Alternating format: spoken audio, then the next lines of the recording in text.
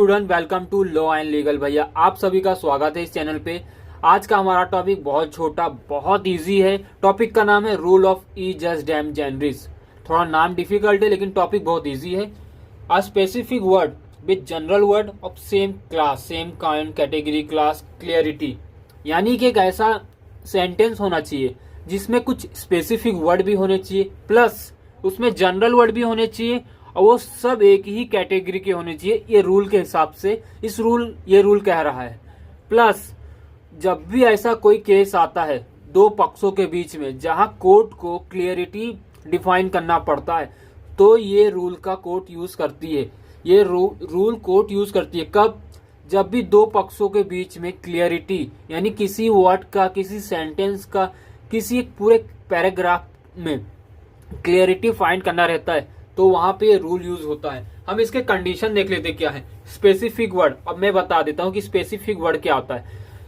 मान लीजिए rubber, sharpener, pencil, ये तीन चीजें, ये हमारा हो गया स्पेसिफिक वर्ड। लॉ इसके इस रूल के हिसाब से स्पेसिफिक वर्ड में कम से कम 2 से 3 सेंटेंस या वर्ड होने चाहिए। तो यहाँ पे रबर एक सेंटेंस हो गया, ये भी एक हो गया, ये तीन वर्ड हो गए यहाँ पे, रबर, शॉर्पनर, पेंसिल। अब ये तीनों क्या है? एक ही कैटेगरी के हैं। यहाँ पे लिखा सेम क्लास और सेम कैटेगरी। तो ये सेम क्लास और सेम, तो आप सोचोगे कि ये सेम क्लास और कैटेगरी क्या होता है, यानी कि ये तीनों क्या है? Stationery item. तो स्टेशनरी आइटम क्या है? एक ही कैटेगरी का है। अब ये स्टेशनरी आइटम, ये तीनों क्या है? एक ही कैटेगरी के है ना। तो उसी तरह तीसरा कंडीशन क्या है?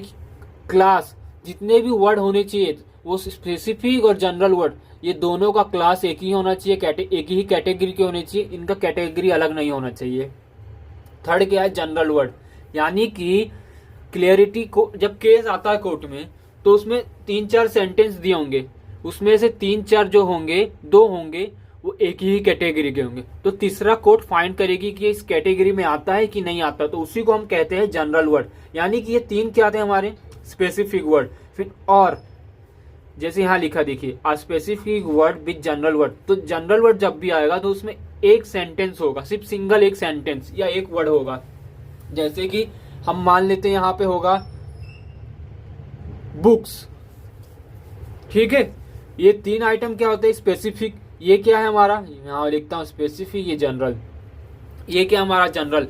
अब कोर्ट यही फाइंड करती है उन दो पक्षों के बीच में, उनको क्लियरिटी बताती है कि जैसे कि रबर, शॉर्पनर, पेंसिल, ये तीनों एक ही कैटेगरी में आते हैं, उसी तरह बुक्स भी स्टेशनरी आइटम है, तो वो भी एक ही कैटेगरी में आता है। इसी को समझाने के लिए लॉ, यानी कि हमारा कोर्ट ये लॉ को यूज करता है दो पक्षों को आपस में समझाने के लिए, उनके बीच में कोई मिसअंडरस्टैंडिंग और क्लियरिटी नहीं रहता, तब ये यूज होता है। तो यहाँ पे ये दोनों एक ही क्लियरिटी के, लेकिन सम टाइम, कभी कभी बुक्स के जगह हम ले लेते हैं पोटैटो चिप्स, तो यहाँ पे डिफरेंट कैटेगरी का है। ये क्या हो गया हमारा? फूड आइटम, स्नैक आइटम हो गया, ये हमारा हो गया स्टेशनरी। तो कोर्ट इसी को यूज करती है, यही लॉ को यूज करके वहां पे क्लियरिटी देती है, भाई ये इतना अलग कैटेगरी है, ये अलग कैटेगरी है। कोर्ट इसी रूल को यूज करती है। जब दोनों डिफरेंट रहेंगे तो डिफरेंट बताएगी, सेम रहेगा तो बोलेगी सेम है।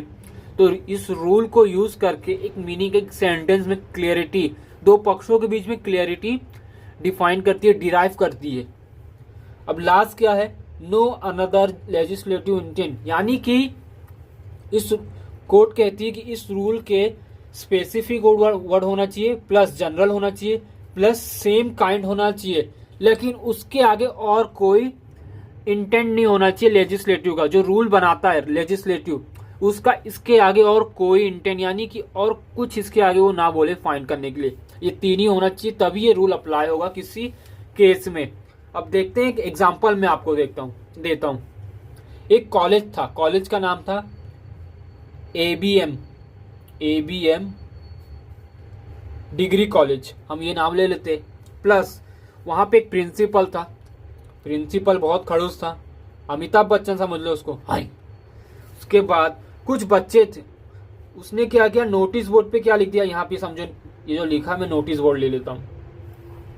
अब ये प्रिंसिपल ने अपने चमचों को, यानी प्यून को बोला, ये नोटिस बोर्ड पे ये लिख दो, उसने जाके ये लिख दिया, यानी चिपका दिया एक लेटर। वहां पे क्या लिखा है, student are not allowed to bring whisky, vodka और एनी अदर लिक्विड।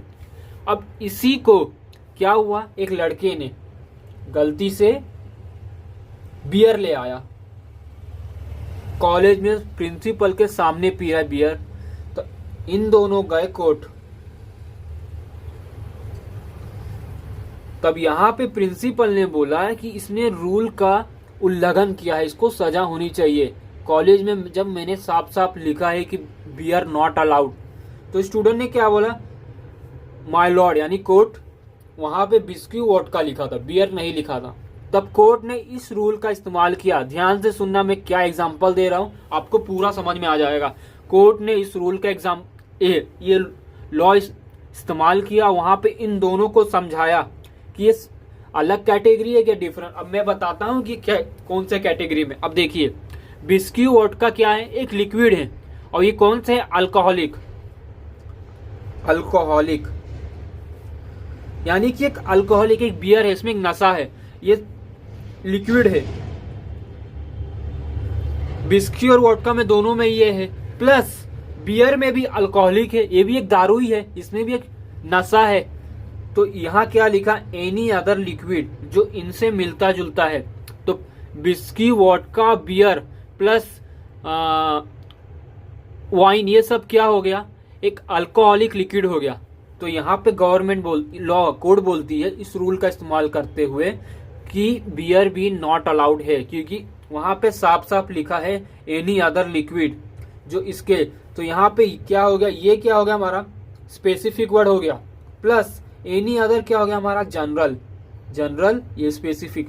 तो कोर्ट ने बोला वो स्पेसिफिक आइटम, उसने एग्जांपल दिया प्रिंसिपल ने, बिस्की वोडका, प्लस उसने बोला और एनी अदर लिक्विड, प्लस और एनी अदर लिक्विड भी वहां पे डाला गया है कि जो भी अल्कोहलिक होगा वो नॉट अलाउड है in college to bring. Principal ने अपना काम किया, कोर्ट ने भी इन दोनों को समझाया, स्टूडेंट को भी समझाया कि ब्रिंक बियर भी एक अल्कोहलिक लिक्विड है जो बिस्की और वोडका से मिलता जुलता है, मिलता ही है, क्योंकि बिस्की, वोडका और बियर एक ही कैटेगरी में आते हैं। ये कौन सा कैटेगरी है, अल्कोहलिक लिक्विड, लिक्विड तो है पर प्लस ये तीनों में एक चीज क्या कॉमन है, अल्कोहलिक है। तो कोर्ट यही समझाती है इस लॉ के थ्रू कि तीनों में कुछ कॉमन आना चाहिए, उसी को कहा जाता है सेम कैटेगरी। तो यहाँ तीनों में क्या सेम था, अल्कोहलिक लिक्विड, तो तीनों में एक ही कॉमन था, अल्कोहलिक लिक्विड। तो यहाँ पे रूल अप्लाई हुआ, इस लड़के को सजा दिया गया, प्रिंसिपल ने अपना बात रखा और यहाँ पे उसको न्याय मिला। तो इसी को कहते हैं हम rule of E jazz dam. Court इसी को समझाने के लिए ये रूल का इस्तेमाल करती है। लेकिन इसमें एक सिचुएशन और आता है, यहाँ क्या लिखा, एनी अदर लिक्विड, ये लड़के ने दारू तो लाया, लेकिन अगर दारू के जगह ये पानी लाता, वाटर बॉटल, तो क्या ये रूल अप्लाई होता, नहीं होता भाई।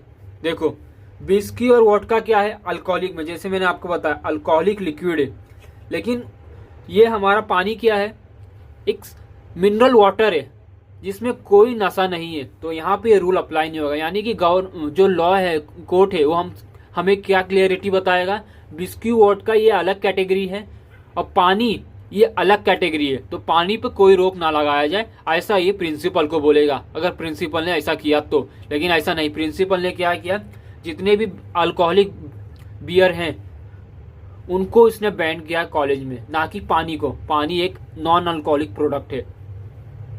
एक और एग्जांपल लेते, एक दुकानदार है, वो फल का धंधा करता, उसके पास केला, बनाना, ग्रेप्स, पाइनएप्पल, सेब, ये सब उसने क्या फल बेचता है, प्लस वो ड्राई फ्रूट भी बेचता है, काजू, बादाम, किशमिश, ये सब भी बेचता है। तो यहाँ पे एक इनकम टैक्स ऑफिसर आता है, उसको बोलता है कि तुम अपना टैक्स भर दो जितने भी फ्रेश या जूसी फ्रूट्स है तुम्हारे पास। तो यहाँ पे वो जो शॉपकीपर था वो कंफ्यूज हो गया कि मुझे सब पे भरना है कि सिर्फ मेरे जूसी और फ्रेश फूड पे। तो यहाँ पे कोर्ट ने क्या क्लियरिटी दिया, अब मैं आपको बताता हूँ कि उस टैक्स पर्सन ने क्या कहा था, जितने भी जूसी और फ्रेश, तो जूसी और फ्रेश क्या हो गए हमारे, एप्पल, बनाना, ग्रेप्स, पाइनएप्पल, ये हमारे क्या है, फ्रेश फ्रूट है। लेकिन हमारे काजू, बादाम, किशमिश ये क्या है, ड्राई, ये सूखा है, यानी कि इसको सुखा के बनाया जाता है, उसको कहा जाता है ड्राई फ्रूट। इनको कहा जाता है जूसी। जो एप्पल बनाना इनको जूसी फ्रूट कहा जाता है। तो उस टैक्स वाले ने कहा, क्या कहा कि तुम्हें जूसी फ्रूट पे, जितने भी नेचुरल जूसी फ्रेश फ्रूट है उस पर टैक्स भरना है। तो यहाँ उसने क्लियर कट कहा जितने भी जूसी है।